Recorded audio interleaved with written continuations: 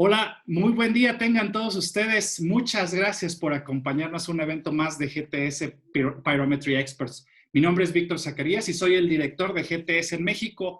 A nombre de todo el equipo de GTS Querétaro, Coahuila y Sonora, les damos la más cordial bienvenida. Nuestro presentador el día de hoy es el ingeniero Carlos Carrasco y el tema de la sesión del día de hoy es la naturaleza del vacío en los procesos del brazing. Antes de iniciar, les queremos compartir que tendremos una sesión de preguntas al finalizar el evento. Les pedimos que nos hagan llegar sus dudas al final de la presentación a través del chat o del panel de preguntas y respuestas que se ubica en la parte inferior de su aplicación. Carlos, bienvenido. Muchas gracias por acompañarnos. Hola, Víctor, buenos días. Hola, buenos días a todos. No, al contrario, gracias por invitarme. Es un gusto estar con ustedes y compartir este ratito para hablar de los hornos de vacío. El gusto es nuestro, Carlos. Platícanos un poco de ti. Pues mira, soy un ingeniero mecánico electricista con más de 35 años de experiencia en los hornos de tratamiento térmico. Básicamente a eso nos dedicamos, únicamente hornos para tratamiento térmico, brazing, todo lo que tenga que ver con hornos industriales de la industria metalmecánica en particular. Y soy experto en diseño de sistemas de combustión y de seguridad. Ofrezco asesorías a diversos clientes dentro de los sistemas de atmósfera controlada, combustión, así como especialista en selección para los distintos procesos que los clientes nos dicen, oye, pues, ¿qué horno necesito? Entonces los asesoramos en eso. Doy cursos de capacitación y conferencias cuando me haces favor de invitarme. Excelente. Qué gusto, Carlos. El tema de hoy es brazing en equipos, en hornos de vacío. ¿De qué vamos a platicar el día de hoy?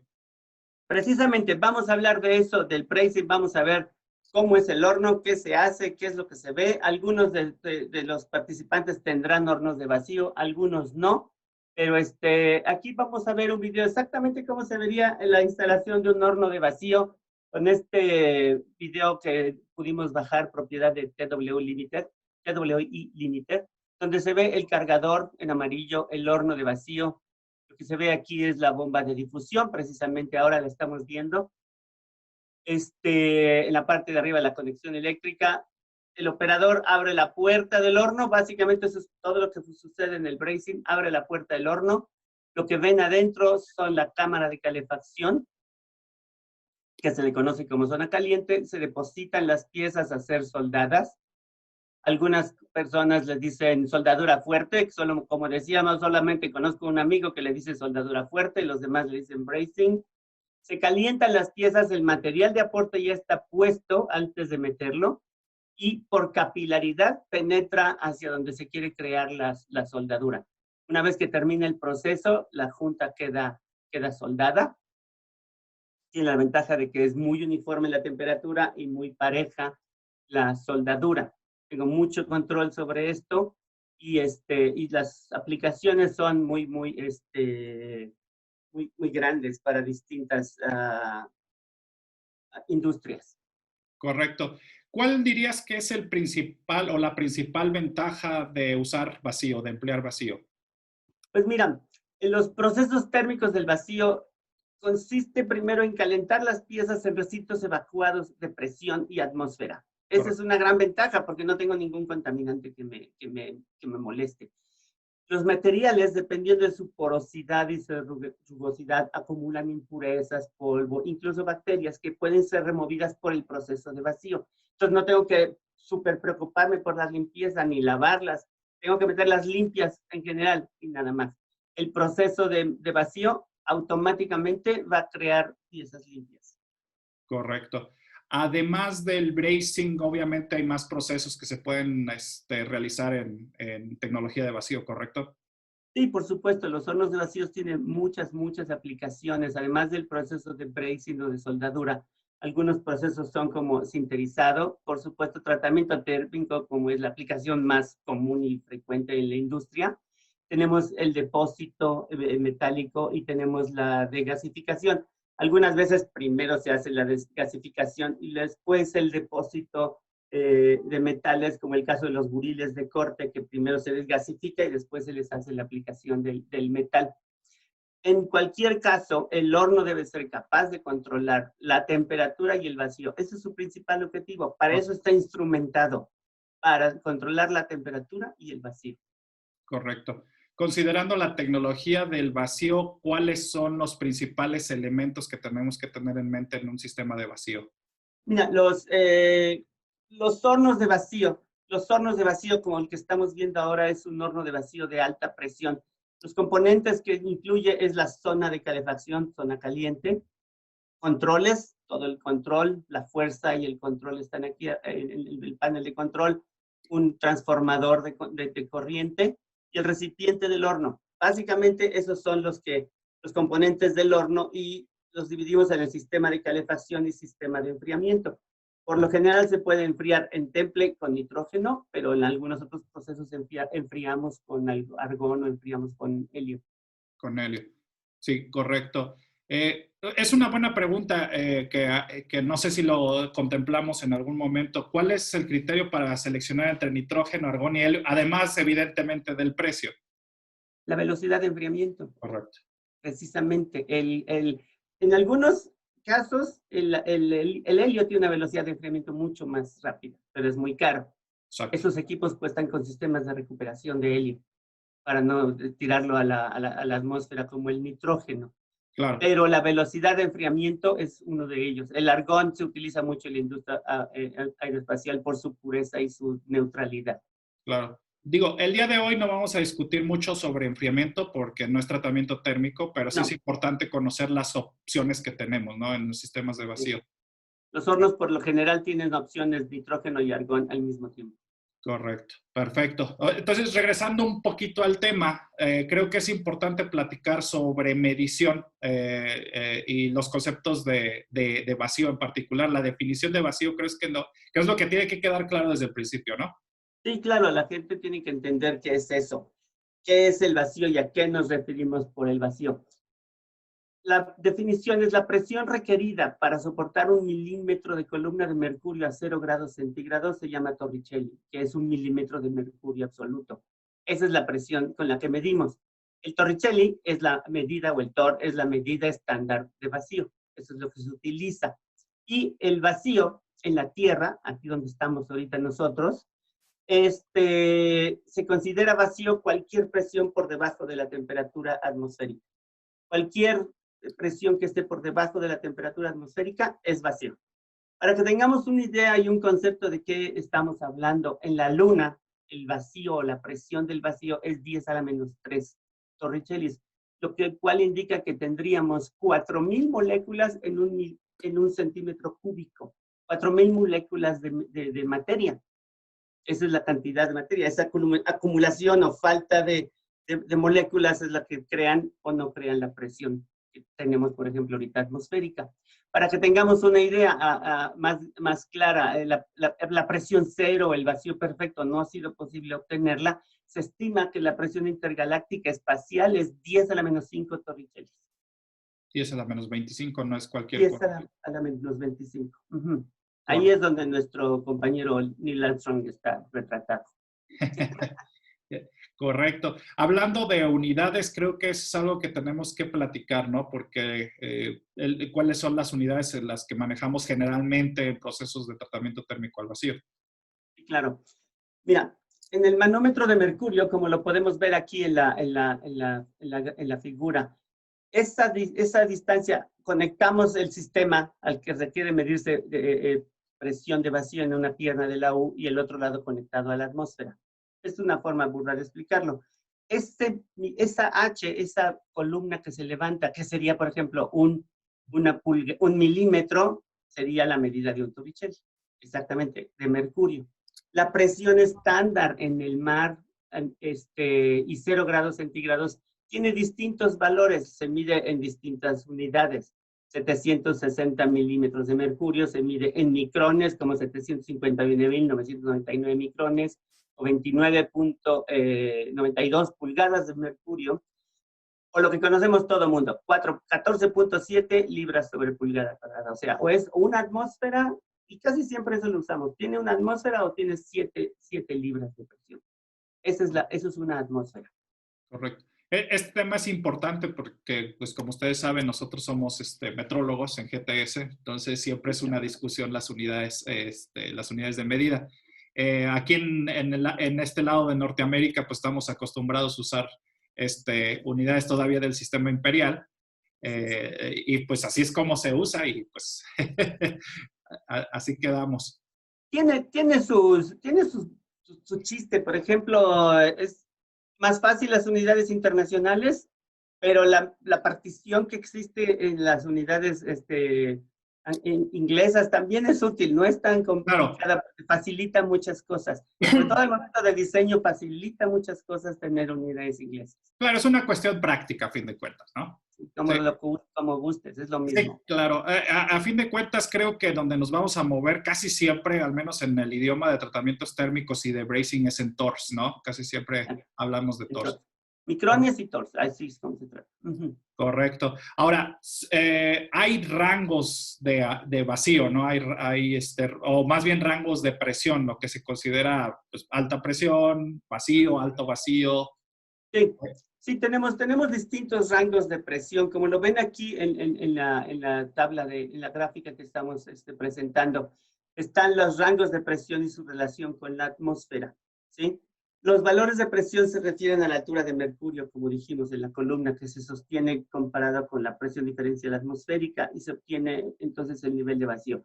Esta figura nos muestra la comparación entre los rangos de vacío y la relación de atmósfera. Nótese también los rangos con los que se utilizan los hornos de vacío, que es la zona anchurada. Esos son los rangos más comunes que utilizamos: 10 a la menos 1, 10 a la menos 2, 10 a la menos 4, 10 a la menos 5. Lo que está anchurado, las primeras secciones se conoce como vacío fino y el otro se conoce como alto vacío y más allá como ultra alto vacío. Ahí en ese rango es donde estamos trabajando. Casi siempre nuestros clientes trabajan 10 a la menos 3, 10 a la menos 5, por ahí. Es lo que te iba a preguntar. Generalmente para los procesos de tratamiento térmico y bracing que usamos nosotros, ¿cuál debería ser el vacío ideal bajo el cual debería trabajar el horno? El horno, un buen horno que trabaja y que está todos sus sistemas funcionando, trabaja en rangos de 10 torricellis o menos. Menos, correcto. 10 torricellis o menor, ese es el Menor. rango de trabajo en el que el horno de vacío debe de trabajar. Correcto. Generalmente, bueno, yo lo que he visto más es que trabajan entre 10 a la menos 3 y 10 a la menos 5, ¿no? Es lo más común, digámoslo así. 10 a la menos 3 y 10 a la menos 5. Pero hablando de instrumentación, y es a lo que tú te dedicas, el horno no te deja trabajar si está fuera de esos rangos. O sea, tú le puedes, dame 10 a la menos 3, pero si tienes una fuga, puedes estar en 10 a la menos 2 durante 5 horas, que no va a pasar. Sí. ¿No? Sí, sí, también nos ha tocado esos casos. Sí. Ahora, hablando justamente de vacío, creo que es importante hablar de los fenómenos físicos que están asociados. Particularmente, creo que es importante hablar de presión de vapor, porque es un factor que es muy importante tomar en cuenta en estos. Hay que tomarlo en consideración. Quedamos entonces que se ha estandarizado el término de milímetros de mercurio y una presión de 10 a la menos 5 milímetros de mercurio se escribe 10 a la menos 5 torricellis como estandarización de las unidades. Para usos prácticos, un torricelli son 10 milímetros de mercurio. Punto. El micrón es la milésima parte del milímetro de mercurio y es 10 a la menos 3 torricellis. Y esos términos son como el día a día del horno. Ahora, la presión de vapor. Los materiales que metemos al horno al hacer vacío tienden a vaporizarse, a sublimarse en algunos casos. Sí. ¿De qué depende esa presión de vapor? Esa presión de vapor depende del material mismo. Tiene una presión a la cual se mantiene como un sólido o se vaporiza. Entonces, esa presión, cada material tiene su material, están tabuladas, ¿no? Entonces, yo sé que este material tiene tal presión de vapor. Para evitar que se vaporice y que suceda eso, existe lo que se llama la presión parcial. Todos los hornos tienen un sistema de presión parcial. Yo digo, estoy trabajando este material en particular, entonces inyecto una porcioncita, pero pequeñísima, que equivale a la presión de vapor del horno, arribita de la presión de vapor, ligeramente arriba de la presión de vapor, se llama presión parcial, para evitar que el material se empiece a vaporizar durante el proceso de vaciado y de calentamiento. Correcto. Porque la bomba todo el tiempo trabaja, nunca se para, todo el tiempo trabaja. Este punto es muy importante para todos los asistentes que nos están escuchando, porque hay varios materiales que con el vacío la presión de vapor disminuye. Entonces, por ejemplo, todas las aleaciones que contienen cromo, es muy fácil que se vaporicen. Otra cosa que es muy fácil que se vaporice, otro material que es muy fácil que pierda cromo, por ejemplo, son los termopares. Entonces, como ustedes saben, tanto AMS 2750 como CQ9 nos piden cierta frecuencia reemplazar los termopares. Y esto se vuelve todavía más crítico en un horno de vacío, porque de hecho está literalmente perdiendo material el termopar. O sea, se está vaporizando el material, lo que causa cavitación en el material y por lo tanto una disminución en la precisión en la medición. Entonces, este tema es importante desde el punto de vista metalúrgico para no alterar las propiedades del material, y desde el punto de vista instrumental, porque precisamente por el fenómeno de presión de vapor nos podemos meter en problemas que a veces no tomamos en cuenta. Y la presión parcial creo también es un concepto muy importante que debemos tener en cuenta. De hecho, para los que nos escuchan de la industria aeroespacial, por ejemplo, la nueva revisión F de AMS 2750 nos pide que ahora realicemos al menos una vez al año un survey con presión parcial. Eso es una inclusión muy nueva, que de hecho tiene sentido porque muchos procesos requieren presión parcial. Entonces, son dos conceptos que qué bueno que tocaste, Carlos. Esos dos conceptos y los otros dos que también se generan, lo que es vaporización y condensación. Platícanos un poco al respecto. Exactamente, el proceso de vaporización estábamos explicando. En el proceso de procesamiento térmico, los materiales tienden a vaporizarse a las temperaturas de operación y a condensarse cuando encuentran zonas más frías en el horno. Bueno, más frías pues después del aislamiento de la zona más fría. Por eso los que hacen procesos de brazing y tienen materiales que tienen cobre, abren su horno y después de unos tiempos, a veces inmediatamente está todo manchado de naranja. Naranja rosita, ¡pum!, ya se fue el cobre, ¿no? O es verde, pues ya se nos fue el níquel. O puede ser blanco también en algunas ocasiones. Oigan, ¿está quemado el aislamiento? No, es el metal que se depositó al momento de condensarse, se evapora del material, encuentra una zona más fría, entre comillas, fuera del aislamiento y se va depositando. Es importante hacer un quemado de ese material con frecuencia de esos depósitos porque disminuye la capacidad aislante del horno, consumimos más energía y los procesos son más largos, además. Claro. Todo lo que sea contaminación del horno me implica proceso de evacuación más largo. Claro. Sí, se vuelve muy crítico el famosísimo burnout, ¿no? Que se tiene que hacer con cierta frecuencia. Sí. Y particularmente los procesos de brazing, que usamos materiales de aporte, pues ahí es donde es un cochinero. Ajá, sí. En tratamiento térmico al menos podemos controlar un poco más, pero en brazing ya tenemos más elementos.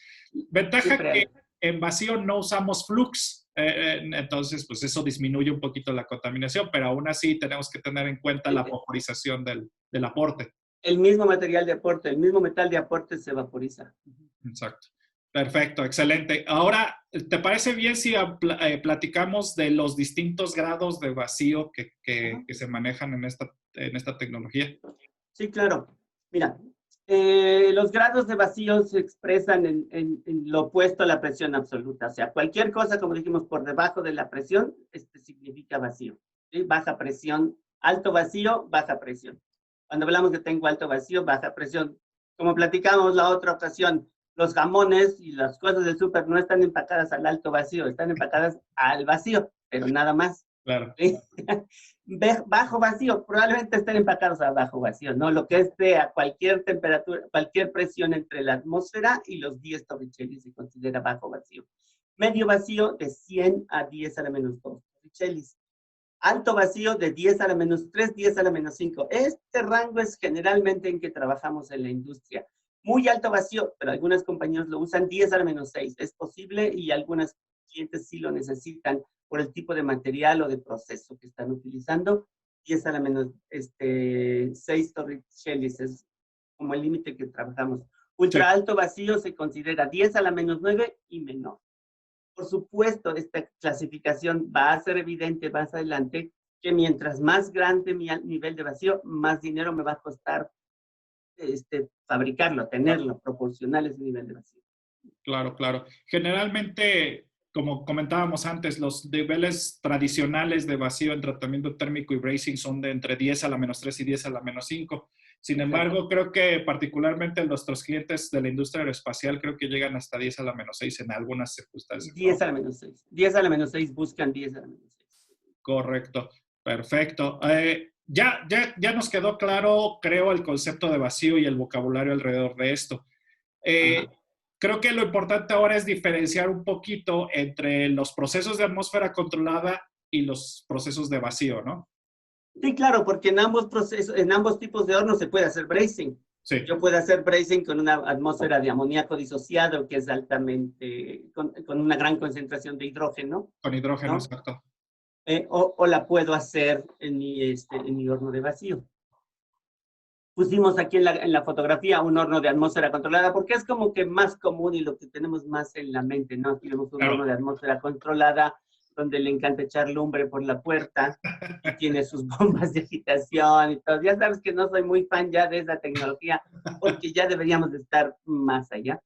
Claro. Pero todo el mundo entiende fácilmente el concepto del horno de atmósfera controlada, comparado contra el horno de vacío, que básicamente, como lo ves, es mucho más sencillo en su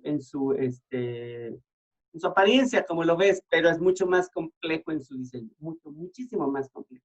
Una compañía que fabrica hornos de atmósfera controlada no dice, mañana voy a hacer uno de vacío.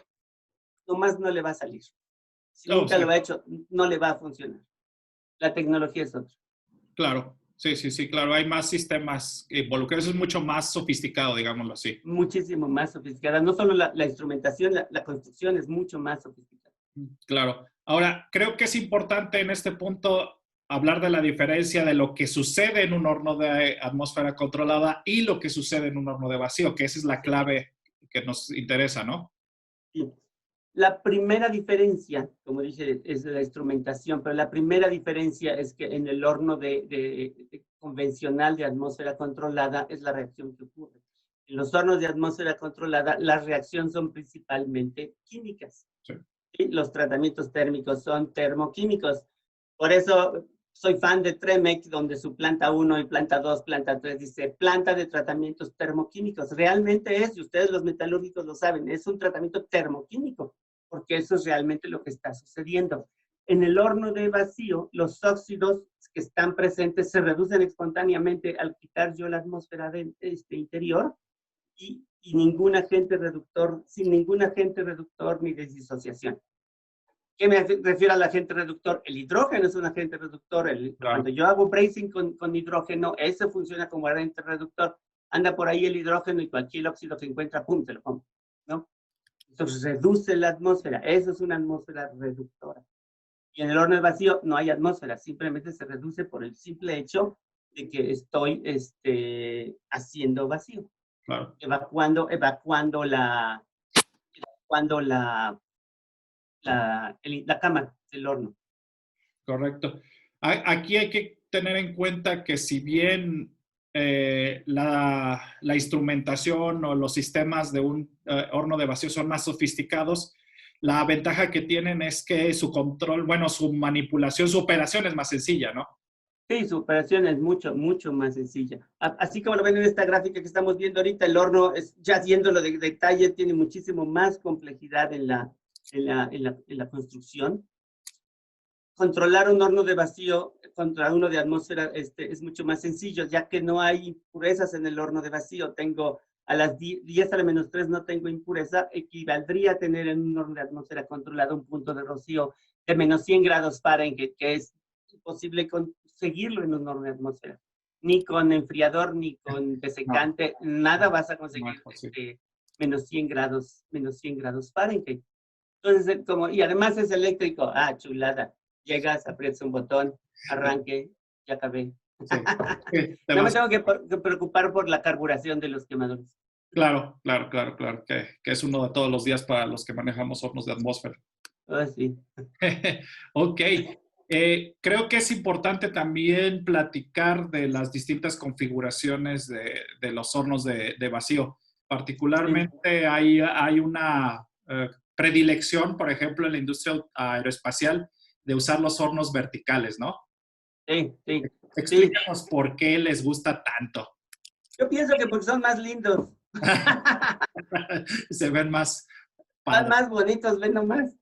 No, tiene su razón de ser. Así como yo necesito un horno horizontal, la industria aeroespacial muchas veces necesita un horno vertical, porque su forma de carga es mucho más sencilla. Aquí estamos viendo en el esquema el ventilador de enfriamiento, los tornillos de levantamiento, ahorita vamos a hablar, la puerta retráctil del enfriamiento, aquí atrás, adentro del horno, el escudo térmico, las bombas de enfriamiento, las bombas de difusión, el carro de transferencia. Básicamente, si yo volteo el horno, es igual que un horno horizontal, excepto la puerta. La puerta se convierte en la forma de carga. Cargo el material, lo transporto por debajo del horno y lo subo. Pero tiene 4 tornillos de bola que suben la cámara lentamente. Entonces, la industria aeroespacial, me ha tocado trabajar con la gente de la industria aeroespacial que tiene los álabes para hacer bracing. Y esos álabes se ponen, una vez maquinados con la precisión que ellos hacen, se Sí, pone el material de porte porque van a ser soldados en bracing. Pero no se pueden mover, ¿verdad? Al avión no le podemos mandar unos álabes así y unos así. Tienen que estar todos perfectamente. La forma de cargar el horno vertical facilita que no haya, que no se muevan las piezas al momento de cargar. Por eso les gusta tanto la industria aeroespacial, porque es sumamente preciso el control al momento de cargarlo. sí, correcto. Además, trabaja con diámetros muy grandes, o sea, hay motores que tienen 2,5 metros de diámetro. Entonces, Claro. yo puedo meter a la vez de 2,5, así, secciones de 2,5 metros de diámetro, que Claro. cargar horizontalmente es un poco más complejo. Sí, sí, sí, involucra un poquito más de movimiento que puede resultar en que pues, se te desensamble ahí la unión en el momento de cargar. Y como dices, especialmente en un álave, cuando van uniendo las piezas que son de ultra altísima precisión, pues es Sí, importante que mantener sí, las piezas sí, sí, que se muevan, y que se desensamblen en el sí, momento de sí, cargar. exactamente, exactamente. Correcto. Básicamente el producto decide qué horno necesito. Claro, claro. Y esa es otra pregunta que quería hacerte, porque ahorita hay una moda para los que tienen dinero de usarlo, usar equipos multicámaras, sistemas modulares, por la alta productividad, ¿no? Porque probablemente podrías discutir de que un horno de vacío no tiene los niveles de productividad que a lo mejor un horno continuo. Sí, Y no, no, no, por supuesto. Cuando tienes altos volúmenes de producción, el horno continuo, no hay quien compita con el horno continuo. Tú dame un horno continuo de 6,000 libras por hora para hacer tornillos. Estamos hablando de que avienta 3 toneladas por hora, claro, ¿no? O sea, nada lo hace más rápido que eso, pero pues es por cuestión de volumen.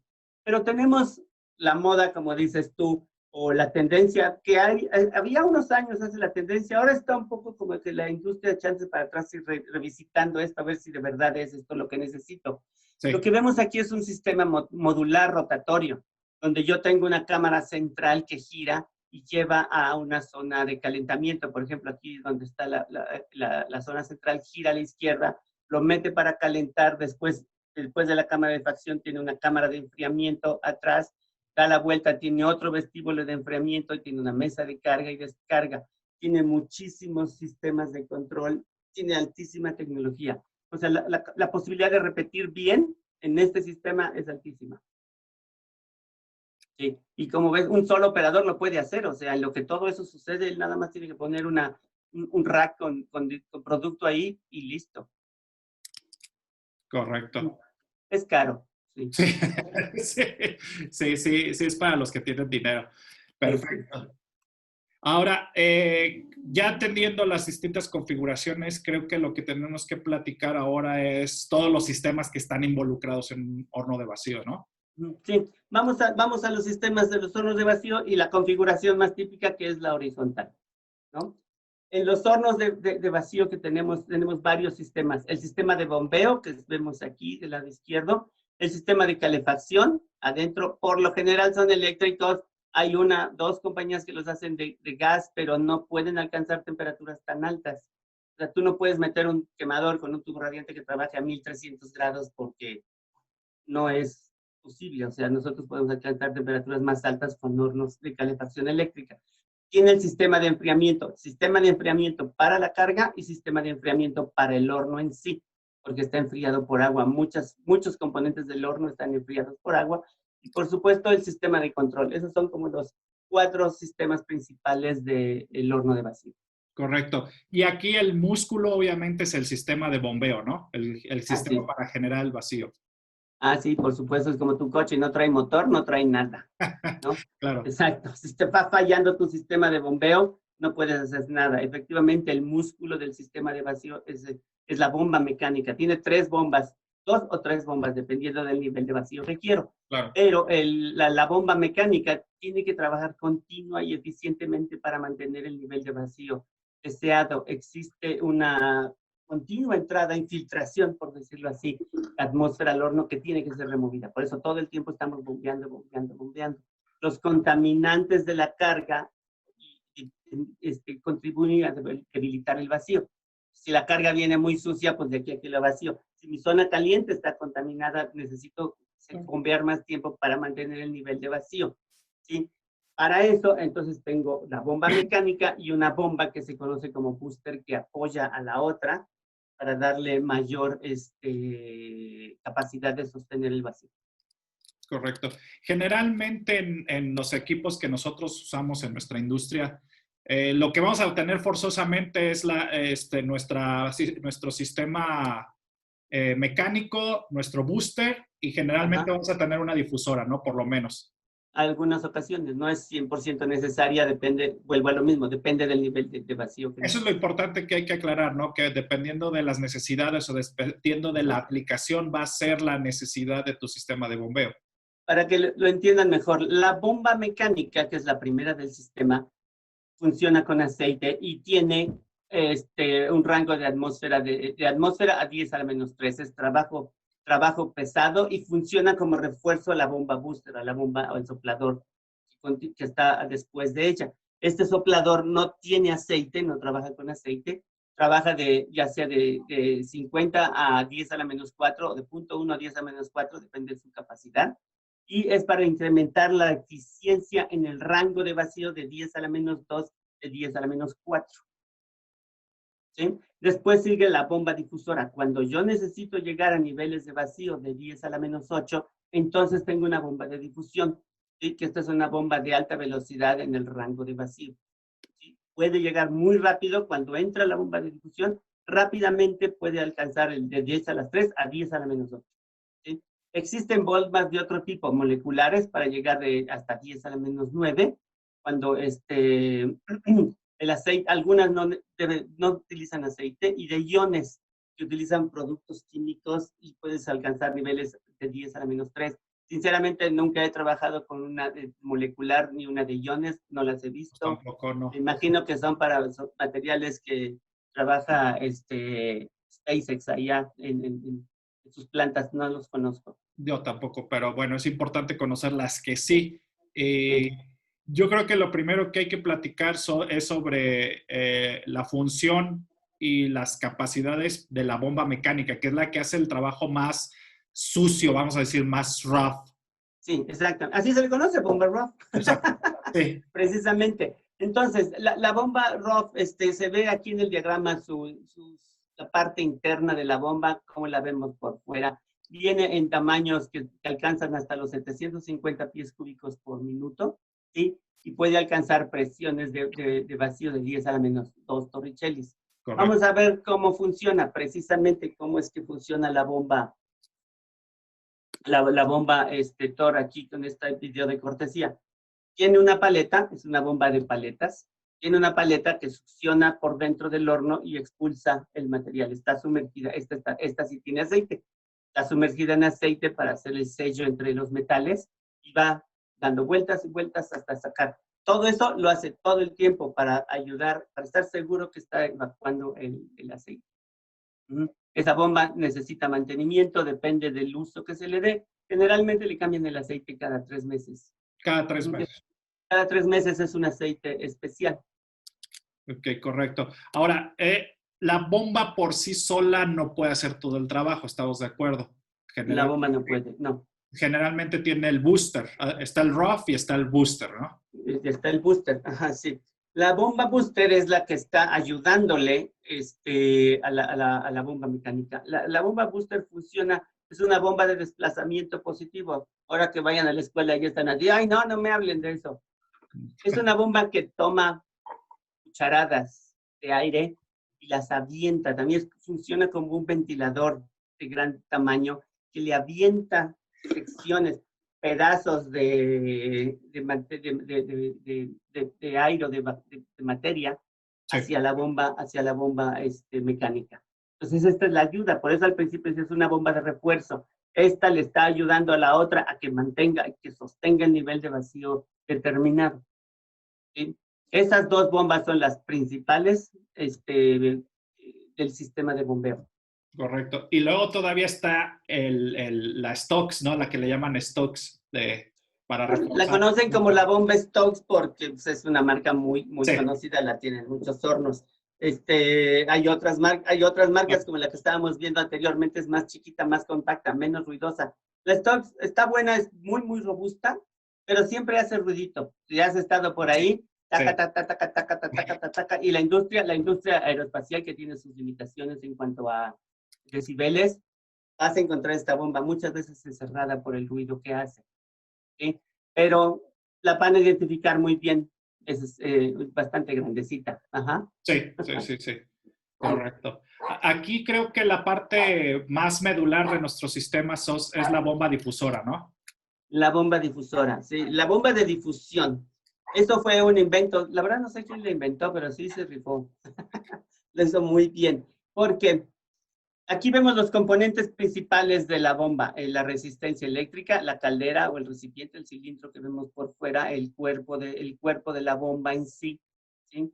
El serpentín de enfriamiento, el normal 4, la brida que va conectada al horno, esta es la sección donde va conectada al horno.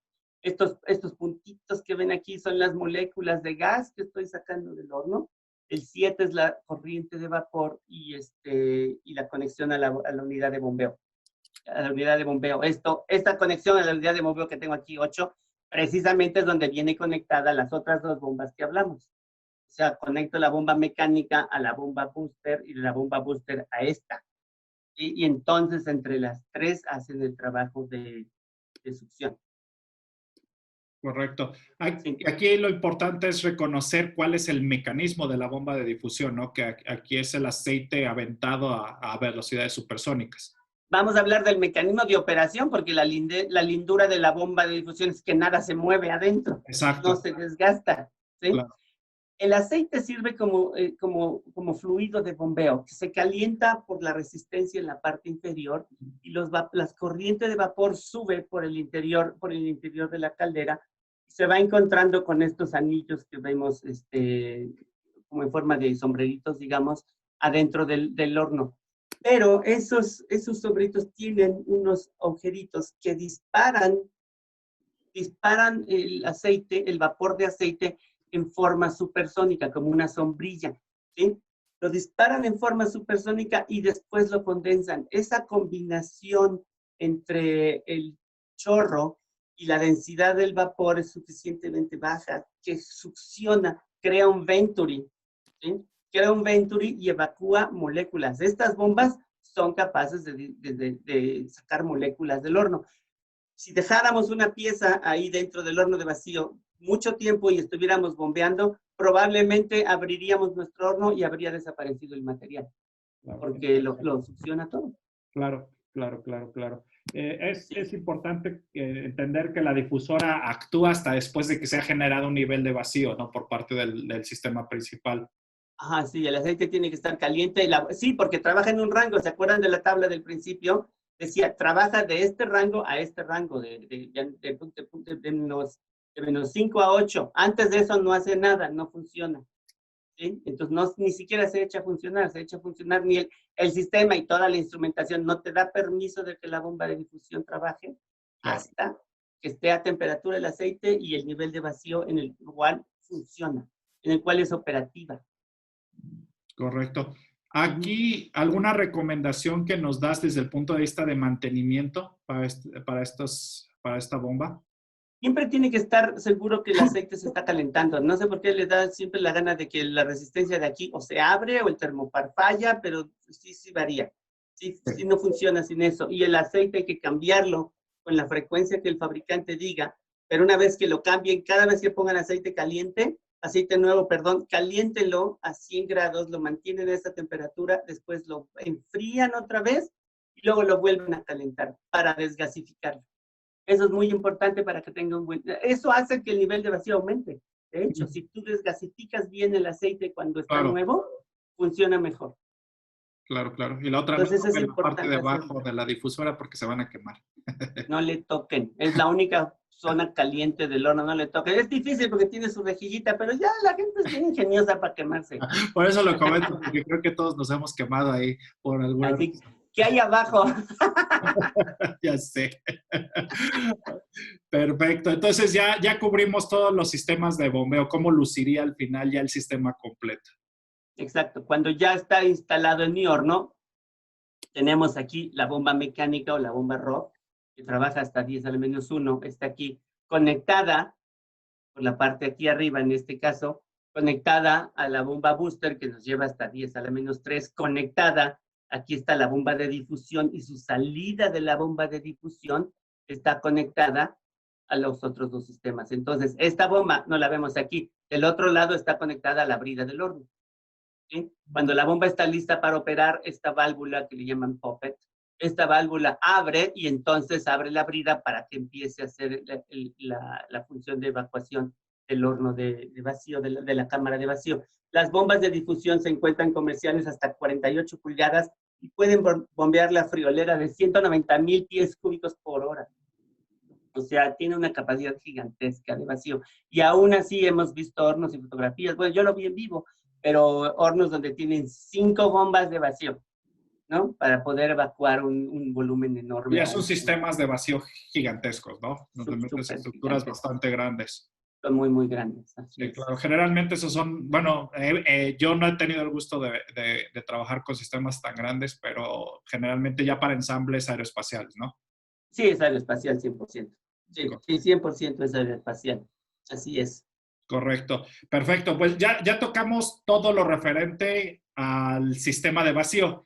Ahora, creo que es importante hablar sobre el sistema de calentamiento, ¿no? Vamos a suponer que quiero arrancar mi horno, sale, ya lo cerré. Lo siguiente que tengo que hacer es evacuarlo, ya lo evacué. Ahora que está evacuado, ahora necesitamos calentarlo precisamente, ¿no?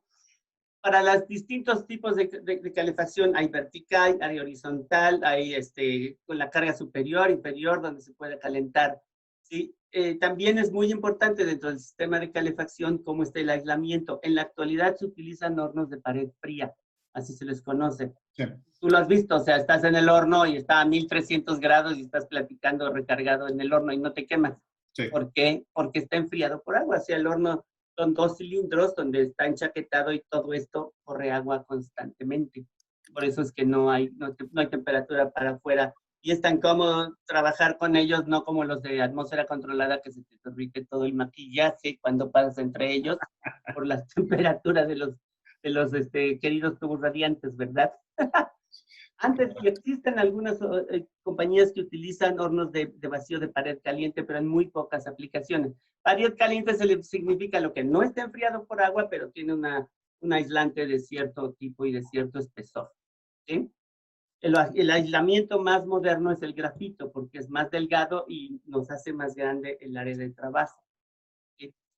Dentro de las resistencias están conectadas dentro del paquete que se le conoce como zona caliente, que contiene el aislamiento y las resistencias. Es un cilindro, generalmente, o una cámara metálica de acero de bajo carbón, no es acero aleado ni nada.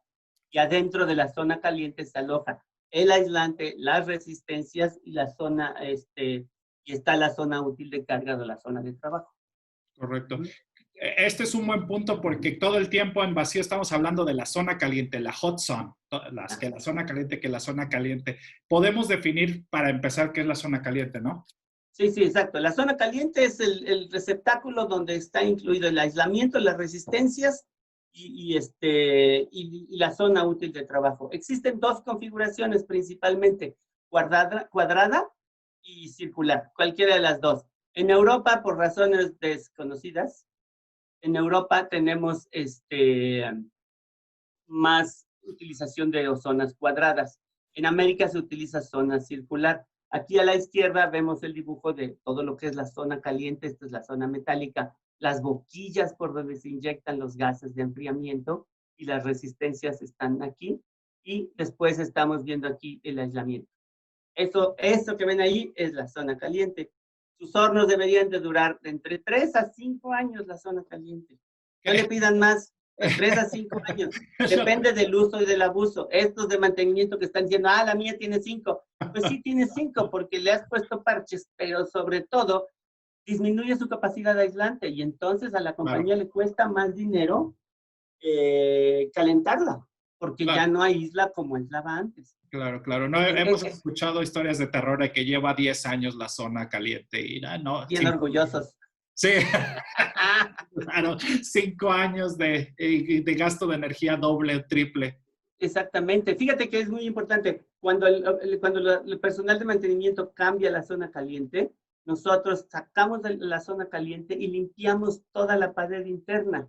La lavamos con agüita y jabón, señores de mantenimiento, porque es importante que sea blanca, no amarilla, ni negra, ¿sí? Si es blanca, refleja el calor y hace al horno más eficiente energéticamente. Tiene su razón de ser. Y esa pintura que se utiliza es una pintura especial, no es epóxica, no se tiene que comprar en particular específicamente para hornos de vacío. Correcto. Ahora, tenemos que platicar forzosamente de esto porque siempre es una pregunta. ¿Qué es mejor, hot zone cuadrada o hot zone circular? En gusto se rompen géneros. La zona cuadrada tiene sus ventajas en cuanto a la operación de ella. Tiene facilidad de mantenimiento, es más fácil reconstruirla porque no es tan fácil poner el aislamiento en forma circular. Algunos dicen que enfría más rápido, otros enfrían más lento. Claro. A mí en particular tengo más experiencia con los hornos de circulares, como puedo enfriar, pues a ponerlo así. La ventaja de calentar al vacío es que es muy uniforme el calentamiento. Tú dime, ¿qué tan uniforme es un horno de vacío? ¿Cuánto te dan tus muchachos de reportes de variación de temperatura? Sí, claro, cuando evaluamos hornos de vacío estamos encontrando uniformidades de +-5, +-6 grados Celsius. Sí, nada. O sea, y en aplicaciones incluso todavía más sofisticadas, tenemos uniformidades de +-3, que es claro. Que es algo que solo podemos observar, francamente, generalmente en hornos de vacío. Hay excepciones, obviamente, para el tratamiento térmico de aluminio, que es forzoso, pero que no se hace en vacío, por cierto. Pero generalmente este tipo de uniformidad solo lo vemos en hornos de vacío. Sí, exactamente, pero esas uniformidades tan cerradas probablemente tenían resistencias en la puerta y en la parte de atrás. No nada más 360 grados, también atrás y adelante. Así es. Eso es lo que te ayuda. Esa es la chulada del horno de vacío. Es sumamente uniforme en el calentamiento, pero como enfrío a 360 grados, de la misma forma que caliento a 360 grados de la carga, al enfriar a 360 grados, pues también lo hace muy atractivo en cuanto a uniformidad de enfriamiento. Correcto. Entonces, cuadrada es porque en Europa les gusta lo cuadrado. Ahí son cuadrados. Perfecto. Es cuestión de gustos, sí, es cuestión de gustos. A mí me parece bien la zona circular, pero funcionan igual. Claro. ¿No? He visto reportes que algunos hornos cuadrados son más rápidos en enfriamiento que otros, que los redondos. Interesante. Pero depende de la marca también. Claro. Ahora, siguiendo en el tema del hot zone, lo que creo que es muy importante platicar del material. Y siempre va a ser grafito versus molibdeno la discusión. Ajá, grafito versus molibdeno. Sí. De un lado tenemos a los pobres, de otro lado tenemos a los ricos. Claro. Fácilmente cuesta un 35% más una zona caliente de molibdeno. El molibdeno. Tiene sus razones, o sea, el grafito funciona muy bien, es muy buen aislante, con 2 pulgadas puedo aislar el recipiente del horno de los 1300 grados que tengo adentro. Es más resistente al trabajo mecánico, porque el grafito una vez que se calienta es súper delicado, o sea, así lo vas a tocar y no lo toques porque es como papel, Sí, sí, no lo puedes tocar. Sin embargo, la facilidad, la densidad de transmitir corriente, me refiero a amperes por pulgada cuadrada, en el horno de grafito es buena, pero en la respuesta en temperatura en el molibdeno es mejor, mucho mejor. Pero también hay materiales en la industria aeroespacial que no se llevan con el grafito, no pueden ver el carbón. Entonces, pues nos tenemos que ir forzosamente al molibdeno. Y vuelvo a lo que había dicho al principio, el material escoge al horno, no al revés. exacto. ¿Sí? El material escoge al horno. Sin embargo, algunos clientes, la forma tan precisa de controlar la temperatura con el molibdeno, utilizan zonas de aislamiento de grafito con resistencias de molibdeno, que Claro, les da una combinación ideal entre eficiencia térmica y control de temperatura. claro.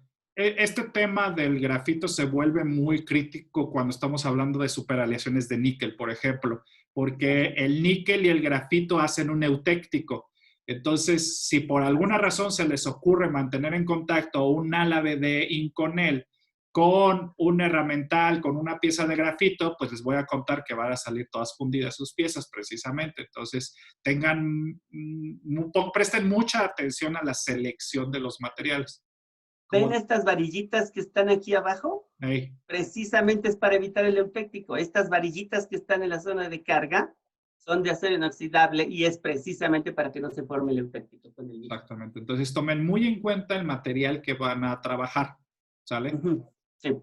Excelente. Ok. Entonces ya platicamos del sistema de bombeo, ya conversamos también sobre el calentamiento. Creo que es importante hablar sobre el sistema de enfriamiento. Digo, aquí en bracing no templamos, pero es importante, de todas maneras se necesita el sistema de enfriamiento. Se necesita el sistema de enfriamiento. Sí. Ya, entonces ya evacuamos nuestro horno, ya lo pudimos calentar, ¿sí? Ya terminamos nuestro proceso de calentamiento, ahora lo vamos a enfriar. Si bien los hornos de bracing trabajan a presiones de enfriamiento de 2 bares, suficiente para lo que solamente lo quiero sacar a temperatura ambiente, no le Claro. quiero hacer nada, no quiero que se queme la mano nadie que esté trabajando con ellos. Claro. Entonces lo enfrío. Además no puedo abrir el horno de grafito cuando está caliente porque se me hace polvo. Tengo que enfriarlo, forzosamente tengo que enfriarlo.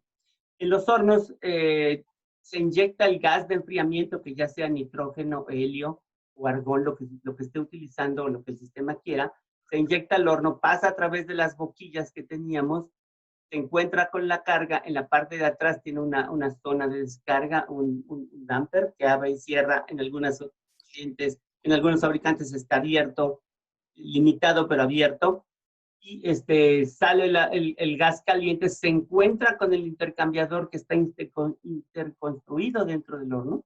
Algunos fabricantes, uno o dos, lo tienen por fuera, alegando que tiene mayor capacidad de enfriamiento porque lo tienen afuera y pues pueden hacerlo del tamaño que se les dé la gana. Disminuye la velocidad de enfriamiento, pero es bueno en cuanto al volumen de enfriamiento. Entonces el gas caliente pasa a través del intercambiador de calor que está enfriado por agua y después el recirculador, que es el que ven aquí atrás conectado a un motor, vuelve a mandar el gas ahora frío de regreso a recuperar el calor, a extraer el calor de la carga, y ahí estoy circulando. Como les decía, cuando usamos helio, generalmente lo recuperamos porque es extremadamente caro, el helio. El resultado es que también el sistema de recuperación es extremadamente caro. Entonces, ahí la decisión es que, bueno, pero puedo simular enfriamientos con aceite utilizando helio. O sea, puedo templar un acero o dos enfriando con helio. Volvemos al tema nuevamente del material, ¿no? Porque aquí hay que considerar, si hablamos específicamente de temple, tenemos que irnos a la templabilidad del material.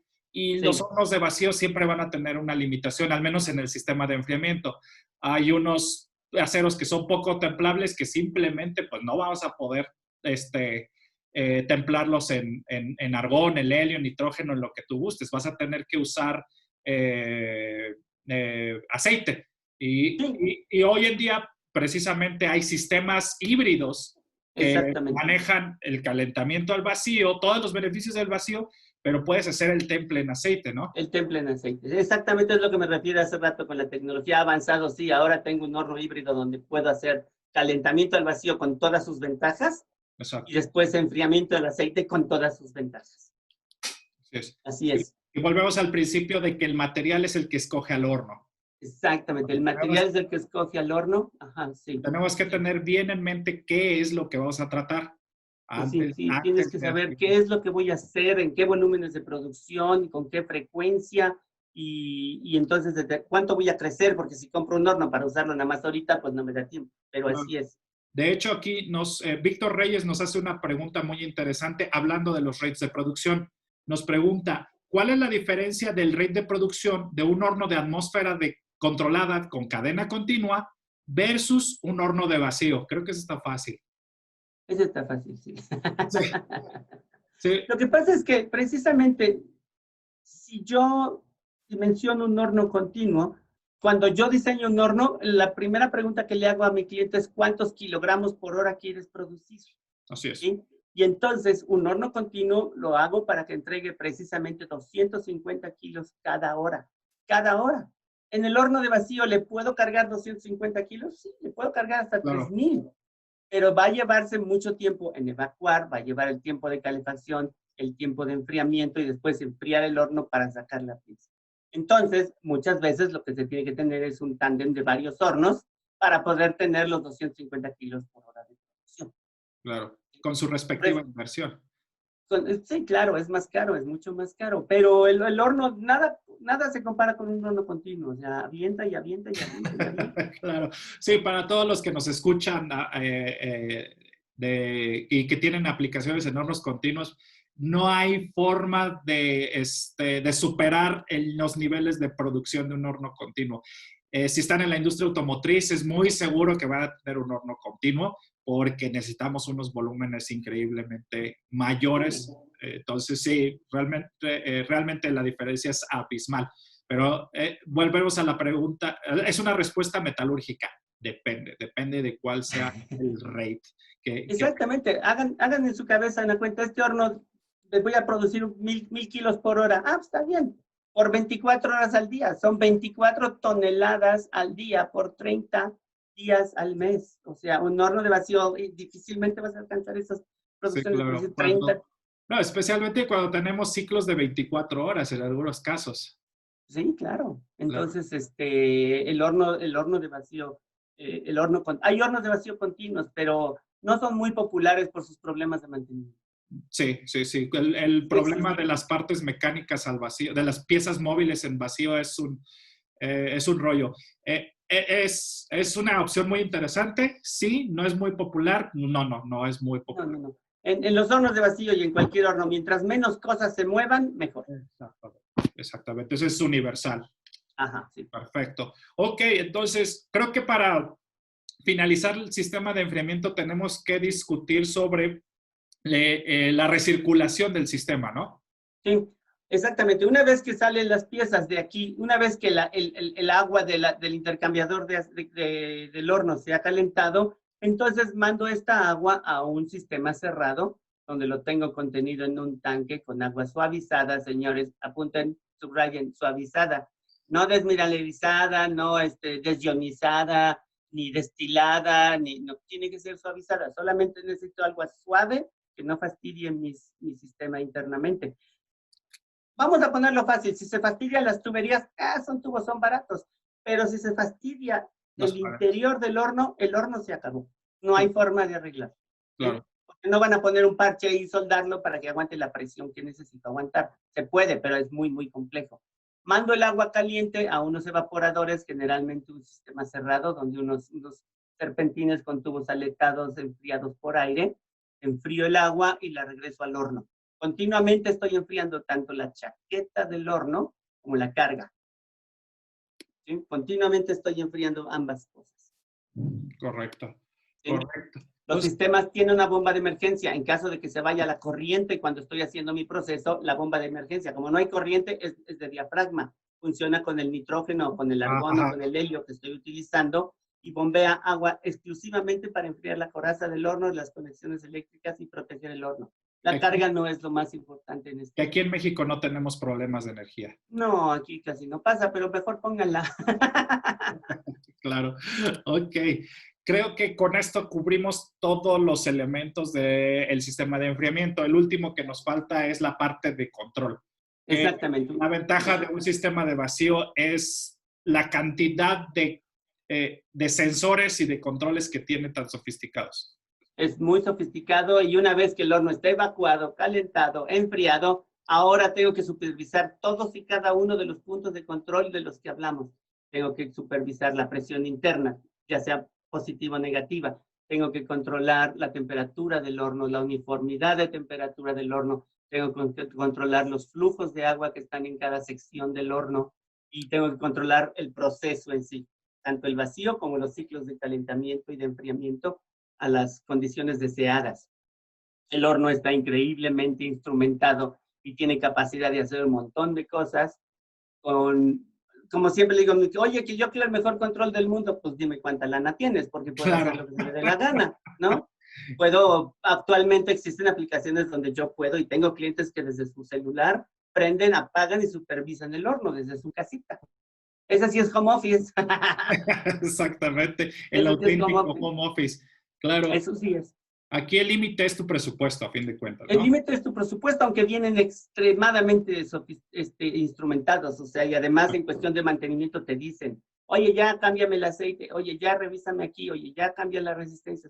Todo eso lo puedes saber. Sí, los sistemas actuales tienen sensores en todos lados, entonces se puede monitorear el sistema desde cualquier lado y ya te manda avisos de, ¿sabes qué? Ya tienes que cambiar el aceite. Te estoy avisando que tienes que cambiar el aceite.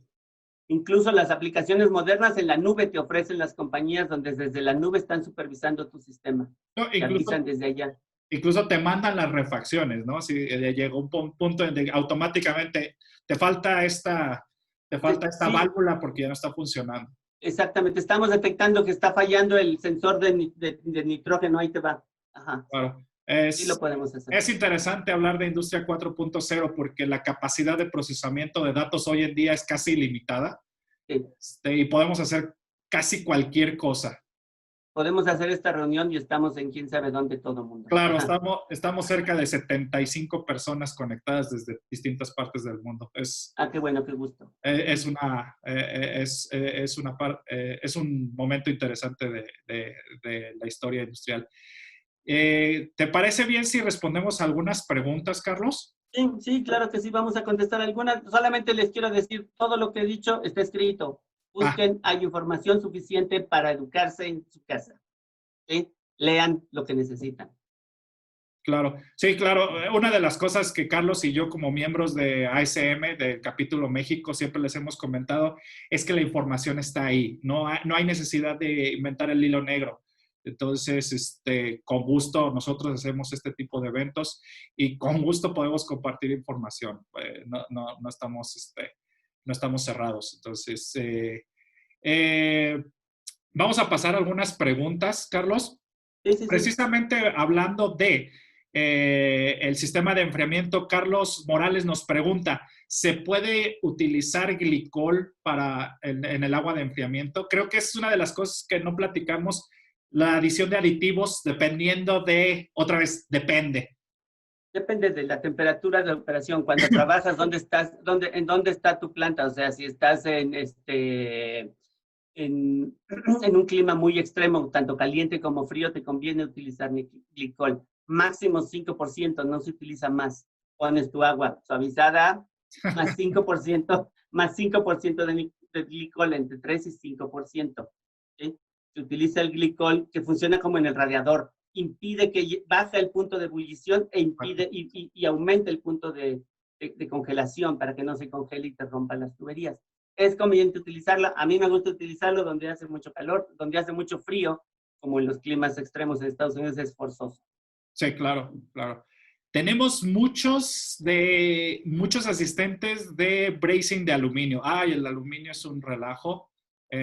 No lo platicamos, pero por ejemplo en sistemas de vacío tienes que tener muchos sistemas para poder evacuar toda la porquería que involucrada en el bracing de aluminio. Entonces tenemos Sí. varias preguntas. Nos pregunta Ángel Campos, ¿pasa algo con la condensación dentro del horno debido a la temperatura del agua? Mm, siempre se va a condensar en las paredes del horno. Siempre que tengas una temperatura caliente, se va a condensar hacia afuera y lo vas a tener que limpiar. O sea, los hornos de Brazen de aluminio necesitan mayor mantenimiento Sí, porque el flux se condensa por todos lados. así Entonces es. sí necesita mayor mantenimiento. Depende qué piezas estés haciendo. Por ejemplo, radiadores no te los recomiendo que los metas al horno de vacío, porque la cantidad de flux que llevan es demasiada y entonces la contaminación es mucha. Generalmente, racing al vacío de aluminio se usa para condensadores, para sistemas perdón, de aire acondicionado, ¿no? Sí, sí, cosas más pequeñitas. Un poco Ajá, más sí, pero pequeño. radiadores para coches es demasiado grande. Sí se Sí, puede, pero es mejor hacerlo en atmósfera controlada. Realmente no necesito vacío para hacer eso. claro. De hecho, hay una pregunta de atmósfera controlada, que dice, nos dice Perla Robles, ¿qué factores pueden influir a una contaminación de atmósfera controlada? ¿El aluminio puede ser un factor? Mm, mm. En la atmósfera como tal, no. O sea, en la atmósfera, en el gas de la atmósfera que tú generas, los contaminantes, el peor contaminante que tienes es el oxígeno, ese es el que te Exacto. mata. Uno, ese te mata. Dos, si estás controlando el carbón, los aceites y la suciedad de la pieza, sí, porque como son orgánicos, se desprenden en forma de carbón y entonces tú quieres controlar el carbón y metes tu probeta de carbón y estás controlando, pero una fuente externa sin control te está añadiendo carbón que no necesitas. Esos Claro. son los contaminantes. No, el aluminio no me Como fastidia tal, tanto no. la atmósfera. Pues no, porque no está volando. Exactamente. Perla, es muy probable que vayamos a discutir a profundidad este tema en nuestros dos últimos webinars, el de octubre y el de noviembre, en donde vamos a hablar precisamente de atmósfera controlada. Entonces, si quieres, guardamos esa pregunta, pero la respuesta, de hecho, es derecha. El problema de la atmósfera controlada es toda la cantidad de variables que están fuera de tu control, como el flux, como el aporte como tal, la limpieza del material. La limpieza del material en los hornos de atmósfera controlada es extremadamente crítica. No crítica, extremadamente crítica, porque estamos hablando de procesos de difusión. Entonces, la calidad de la superficie es la mayor prioridad. La No tienes calidad control sobre ella. Exactamente, la calidad de la atmósfera, el punto de rocío. Si quieres, todas esas cosas las vamos a discutir a profundidad cuando hablemos de hornos de atmósfera controlada, pero creo que es importante discutir que va a haber un montón de variables en este caso que tendremos que tomar en cuenta. Así es. Nos pregunta Cándido Ruiz, ¿los detectores de helio se siguen usando como la mejor tecnología para detectar fugas en los hornos que usan vacío? Esa es pregunta directa para ti, Carlos. Pero por supuesto que sí. Todos los días estamos en esto. Todos los días está. El chiste está en cómo lo usas. Hay compañías que ponen una bolsa gigante de plástico dentro del horno y la llenan de helio. Y dicen, sí, tengo una fuga, pero no sé dónde. Claro. ¿No? Yo siempre he dicho, hay que irse por las piedritas. Las piedritas es, ¿dónde está la fuga principal? En la puerta. Quiten el exceso de grasa, no lubriquen con grafito, no hace falta, solamente con grasa para vacío. Y chequen primero poquito helio alrededor de la puerta para checar que no haya fuga ahí. El siguiente más fácil, las bridas. ¿Dónde se puede tener fugas? En las bridas. Entonces, por eso digo por las piedritas, por los puntos más lógicos donde pudiera existir fugas. Claro. Pero sí, se sigue utilizando helio. Los detectores de helio siguen siendo la herramienta de todos los días para los que estamos Y involucrados. la razón es por su ligereza. Es tan ligero que si lo pongo aquí, el vacío lo succiona inmediatamente. Sí. La razón por la que nos gusta usar helio es por el tamaño de la partícula. Ustedes dirían, bueno, hidrógeno es más pequeño, sí, pero el hidrógeno es inflamable, entonces el helio es la elección predilecta, no solo en sistemas de vacío, sino en sistemas de aire acondicionado, que no es nuestro tema, pero el punto es que la detección de helio, el detector de helio sigue siendo la herramienta elemental. Si algún día necesitan un servicio, pues para detectar fugas, precisamente es lo que hace Carlos. Ok, tenemos muchas preguntas. Aquí hay una pregunta muy interesante. Alejandro García nos pregunta, ¿cómo se puede optimizar el tiempo de enfriamiento? Optimizar. Optimizar. Supongo que sea menos el tiempo o acelerarlo. En el Cambia el horno, horno. en el horno de vacío, funciona de tal forma. Yo tengo una masa determinada de acero para enfriar o del material que quiero enfriar. ¿Cuánto necesito de masa fría para tomar ese calor? Mientras mayor tenga la presión de enfriamiento del horno, quiere decir que si yo tengo en mi horno tiene 1 metro cúbico y yo le estoy enfriando a 2 bares, quiere decir que estoy metiendo 2 metros cúbicos dentro del mismo volumen, 5 metros cúbicos dentro del mismo volumen. Entonces tengo mucha más masa de nitrógeno para enfriar. Así optimizas aumentando la presión. ¿Sí? Mientras mayor presión, quiere decir que tengo más masa de nitrógeno adentro para poder enfriar. Correcto. Y menos distorsión. Aquí hay una pregunta que siempre siempre es una discusión en todos los que usan sistemas de vacío. Nos pregunta Aldo Rodríguez sobre la pureza del argón o el nitrógeno. ¿Alguna opinión sobre esto? ¿Es realmente relevante?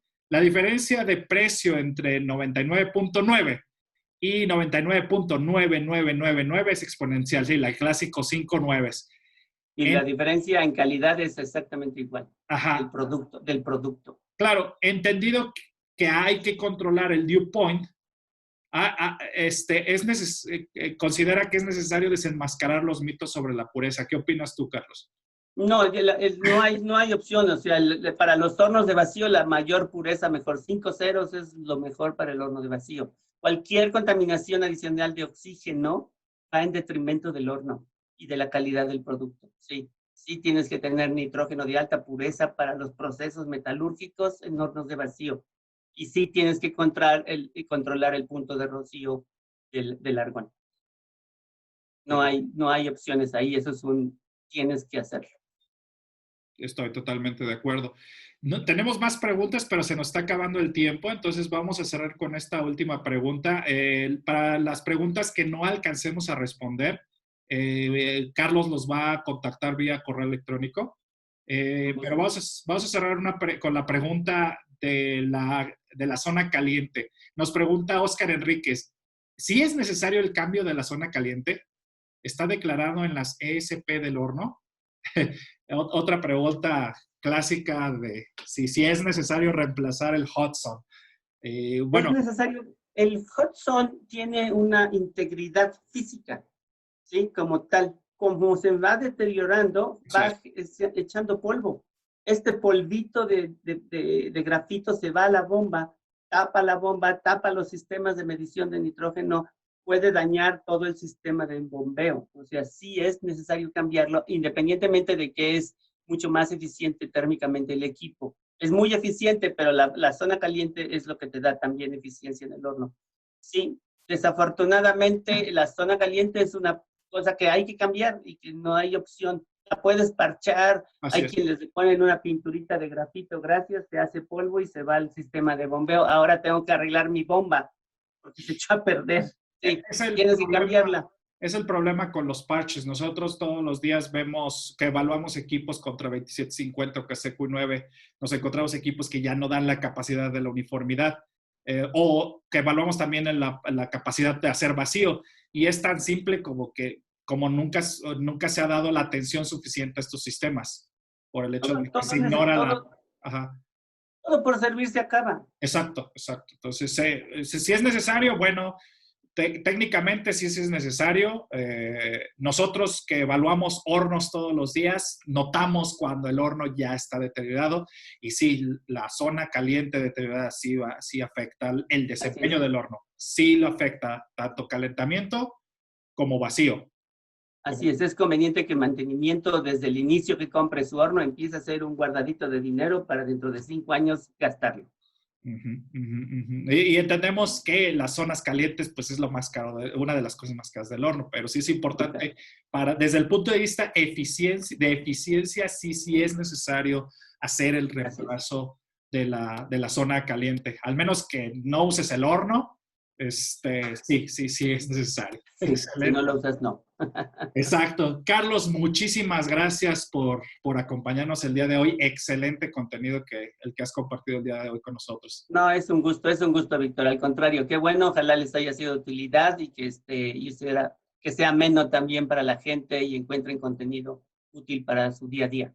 Definitivamente. Pues por el momento es todo. No queremos finalizar sin antes agradecer nuevamente por su confianza en GTS Pyrometry Experts. Los invitamos a seguir atentos a nuestras redes sociales para el siguiente evento a realizarse en 15 días sobre los cambios de la CQI 15, la revisión 2 de la CQI 15 que trae cambios interesantes. Les pedimos por último que se mantengan en línea al finalizar esta presentación para contestar una muy breve encuesta sobre su experiencia de este evento. A nombre de todo el equipo de Querétaro, Coahuila y Sonora, les agradecemos su confianza y les deseamos un excelente día.